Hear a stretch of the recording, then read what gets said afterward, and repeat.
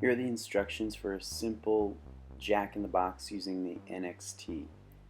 Alright, this is the front view of mine, and here is the back view of my setup. There's not really too much to it. We need to mount an arm off of the motor, and I'm using a 4-bar linkage. The first linkage is fixed to the motor. The second one's actually attached to the rotational part of the motor, and then that connects to 2 more sides that can move freely.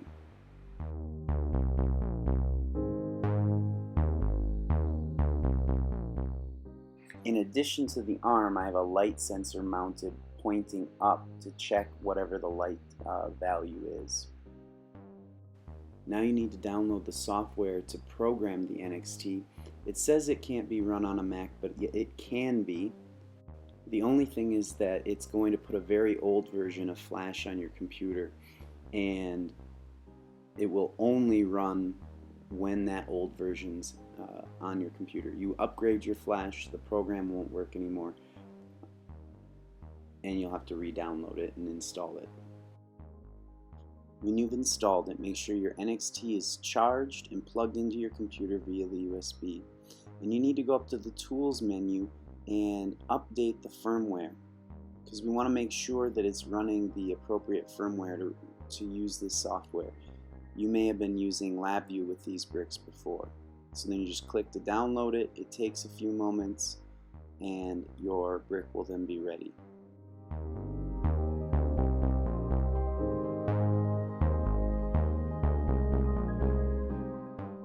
Alright, now that the brick is set up, we can create a new program. So type in a name, a simple name with no spaces, and click Go.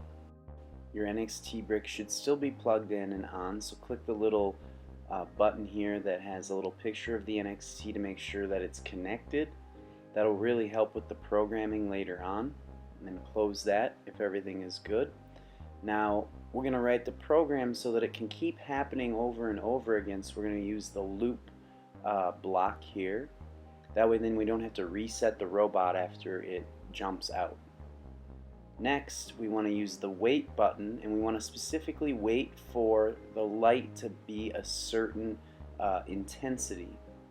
Every time you click on and choose a block, down at the bottom of the screen you will see that there is a panel for setting it up. So currently my light sensor is plugged into port 3, and make sure that is correct. I'm going to turn off the generate light because I want to measure the ambient light. And if the left hand corner, you can actually see the readings coming from the sensor. This is very helpful because we want to take a measurement of when the light is on and when the light is off. So I'm turning the light off in my room, and you can see the sensor value drops to 7. I turn it back on and the value jumps up to 22. So assuming you want a robot to react when the light is turned on and someone's entering the room, you want to make sure that you set it so that the block waits until the light is greater than the point halfway between lowest dark value and the highest light value. In my case, I'm using 15. You need to test it wherever you plan on using the robot. This next block is optional, and you might want to play with how much it's set for. But I'm going to choose another wait, but this time I'll wait for time, so that if the light turns on, I may or may not want the Jack-in-the-Box to jump up immediately. I may want it to wait a certain number of seconds before it does it. So I'm going to just leave it as 1 second, but you can play with that. Next, I want to get a motor block. This is obviously what makes the arm go up. I'm only using one motor, and it's plugged into C, so make sure only C is checkmarked. Because of the orientation of my motor, I need to make sure it's going backwards, counterclockwise. I want to slow down the power to about 30, and I want to change the duration to degrees because I measured the angle and I needed to go about 150 degrees to get it in the upright position. After the motor block, let's add another wait for time block. Again, you're going to have to play with the timing on this. I'm just going to have it wait for 1 second, but you may only want the Jack-in-the-Box to stay up for 30 seconds or 60 seconds, and you'll have to play with that to see the best setting. Then you want another motor block, and this is going to reset and bring the Jack-in-the-Box back down. So I'm still using only the C motor. The direction now is going in the forward clockwise direction. I'm going to bring the speed down back to 30, and then this time I'm moving back 150 degrees in the other direction because I've changed the arrow. This will reset the robot.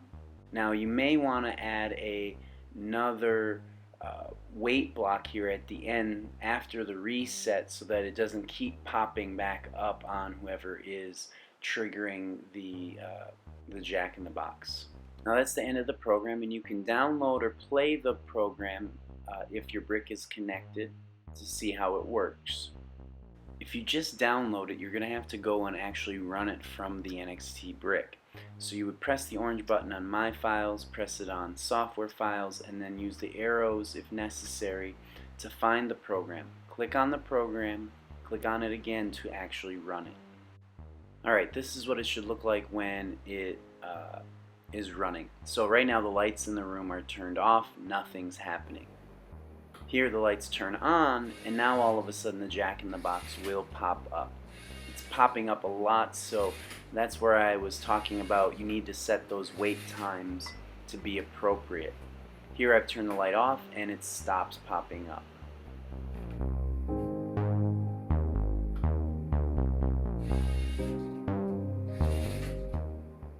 If the previous program was too complicated, you can get by with just the weight block and a motor block. That will require that you reset the robot yourself. Also, you're going to want to go into the settings and turn off the sleep mode. So go to sleep and choose never, because you don't want the robot to fall asleep and not wake back up. You want it to always be checking to see if someone's coming in.